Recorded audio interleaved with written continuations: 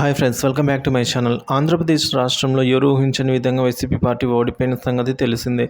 2019 ఎన్నికల్లో 151 స్థానాలు అసెంబ్లీ స్థానాలు గెలుచుకున్న వైసీపీ పార్టీ ఈసారి మాత్రం ఘోరంగా విఫలమయ్యింది. ప్రతిపక్ష పార్టీలు కూడా ఇలాంటి ఫలితాలను ఊహించలేదు. కేవలం ఈసారి 11 అసెంబ్లీ స్థానాలకి వైసీపీ పార్టీ పరిమితమైంది. ఇటు తెలంగాణలో గులాబీ పార్టీ ఎన్నడూ లేని విధంగా 0 సీట్లకు అయితే పరిమితమైంది. ఇలాంటి నేపథ్యంలో దేశవ్యాప్తంగా ఈవీఎంలు ట్యాంపరింగ్ జరిగినట్లు కొత్త విషయాన్ని ఓడిన పార్టీలు తెరపైకి తీసుకొని వస్తూ ఉన్నాయి.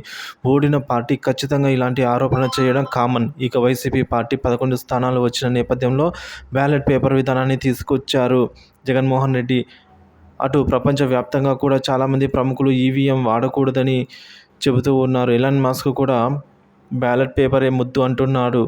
ఇలాంటి నేపథ్యంలో మాజీ పోలీసు అధికారి జేడీ లక్ష్మీనారాయణ ఈవీఎం ట్యాంపరింగ్ జరగడంపై సంచలన వ్యాఖ్యలు చేశారు. ఎన్నికల్లో ఓడిపోయిన ప్రతి పార్టీ ఇలాంటి అంశాన్ని తెరపైకి తీసుకుని వస్తుందని ఆయన తెలిపారు. అయితే ఈవీఎం ట్యాంపరింగ్ చేయడానికి సాధ్యం కాదు. ప్రస్తుతం జనరేషన్లో వాటిని కూడా ట్యాంపరింగ్ చేసే అవకాశాలు ఆయన చెప్పారని సమాచారం. ఇక ఇదే అంశం మీద సీనియర్ జర్నలిస్ట్ అయిన కృష్ణంరాజు కూడా వివాదాస్పద వ్యాఖ్యలు అయితే చేశారు.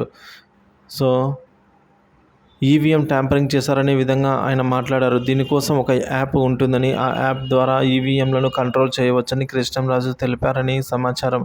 ముంబై నగరంలో కూడా వీటి మీద కేసు నడుస్తుందని, అది కూడా రుజువు అయిందని చెప్పుకొచ్చారు కృష్ణంరాజు. అయితే ఈ అంశాలను బట్టి చూస్తే ఈవీఎం ట్యాంపరింగ్ జరగవచ్చు అని చెప్పారు. మొన్న ఉండవల్లి అరుణ్ కుమార్ చెప్పిన విషయాన్ని కూడా ఆయన గుర్తు చేశారు.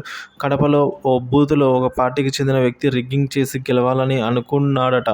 అందుకోసం ఎక్కువ ఓట్లు తన పార్టీకి గుద్దేశాడట. కానీ ఫలితాలు వచ్చే రోజు మాత్రం తన పార్టీ కాకుండా ప్రత్యర్థి పార్టీకి ఎక్కువ ఓట్లు వచ్చినట్లు ఉండవల్లి అరుణ్ కుమార్ చెప్పిన విషయాన్ని కృష్ణంరాజు తెలిపారు. అయితే 400 సీట్లు గెలిచేలా ట్యాంపరింగ్ చేస్తే అనుమానాలు వస్తాయా?